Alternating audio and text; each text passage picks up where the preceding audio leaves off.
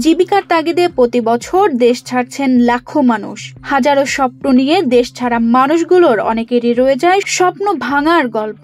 এই স্বপ্ন পূরণ করতে গিয়ে প্রাণও দিতে হয় অনেকের। এমনই এক নির্মম ঘটনা ঘটেছে ফরিদপুরের ভাঙ্গা উপজেলার দুই যুবকের সঙ্গে।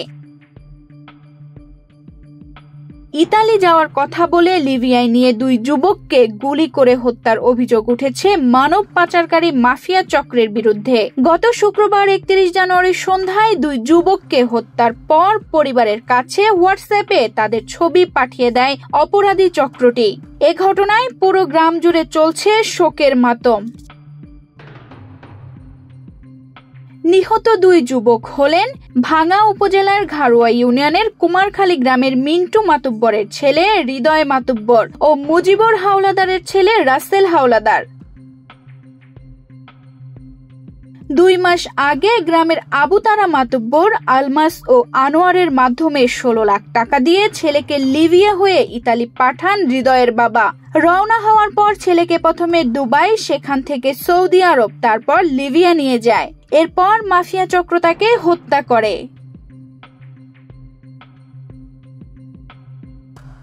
4-5 দিন ধরে রাসেলের কোনো খোঁজ না পাওয়ার কথা জানিয়ে রাসেলের বাবা বলেন, দালালরা গত শুক্রবার সন্ধ্যায় লাশের ছবি পাঠিয়েছেন।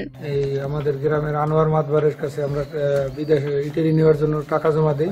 ইটালি না নিয়ে আমার ছেলের কাছে টাকাটুকু পুরে নিয়ে একে গুলি, এরা দালালের দ্বন্দ্বে এরা টাকা সেই দালালকে না দিয়ে এরা এই টাকা আত্মসাৎ করছে এবং ওই দালালে টাকা না দেওয়ার কারণে গেমঘর থেকে নিয়ে মরুভূমিতে গুলি কইরা মাটি চাপাতে ফেলেছে। নানা প্রলোভন দেখিয়ে যারা গ্রামের সহজ সরল মানুষকে বোকা বানিয়ে বিদেশে নিয়ে জিম্মি করে টাকা আদায় করে, সেসব দালালদের চিহ্নিত করে দৃষ্টান্তমূলক শাস্তির দাবি জানিয়েছেন স্থানীয় ইউপি চেয়ারম্যান। আমি জনপ্রতিনিধি হিসেবে আমি দেখতেছি এই কয়েকজন দালালের কারণে আসলে মানুষকে যেভাবে টোপ দিয়ে এরা আমাদের গ্রামের সহজ সরল মানুষ এরা অতটা বোঝে না, তাদেরকে আসলে কথার মায়ের পেছ ফেলিয়ে তারা দালালরা একজন করে জিম্মি করে লোকটা নিয়ে যায়। নেওয়ার পরে প্রথম যেমন যে টাকাটা বাজেট থাকে এক এক করতে 40-50 লাখ টাকাও তাদের জমি ক্ষেত বেশি স্বপ্নে নিয়ে যায়। আমি চাই এই দালাল চক্রটা জানি উৎক্ষেপ হয়ে যায়। এই জন্য আমি জোর দাবি করি প্রশাসক যারা আছেন আমাদের ভাঙ্গা থানার দায়িত্বে, জানি আমাদের ভাঙ্গা থানায় অন্তত কোনো দালাল না থাকে, নেক্সটে জানি কোনো পরবর্তীতে কোনো মায়ের কুল জানি এইভাবে না খেলে। বিষয়টি পুলিশের নজরে আসেনি জানিয়ে ভাঙ্গা থানার ভারপ্রাপ্ত কর্মকর্তা মোকসেদুর রহমান বলেছেন, ভুক্তভোগীর পরিবারের পক্ষ থেকে লিখিত অভিযোগ দিলে আইনগত ব্যবস্থা নেওয়া হবে। হ্যাঁ, আমিও এই বিষয়টা নিয়ে বিভিন্ন পত্রপত্রিকা এবং ঘটনাস্থলে আমি আমার এই কথায় শুনছি, তাদের থেকে জানছি আর কি যে ইটালিতে যাওয়ার পথে আমাদের ঘাড়ুয়ার 2 জন ছেলে আর কি যাচ্ছিল ইটালিতে, তার মাধ্যমে অবৈধভাবে যাচ্ছিল তারা।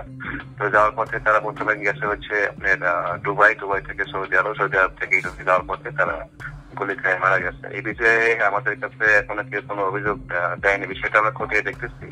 যদি অভিযোগ পাই, অভিযোগ প্রাপ্তির সাপেক্ষে আমরা আইনগত ব্যবস্থা নেব। তানজিদা রহমান, ইনায়া, বাংলাদেশ প্রতিদিন।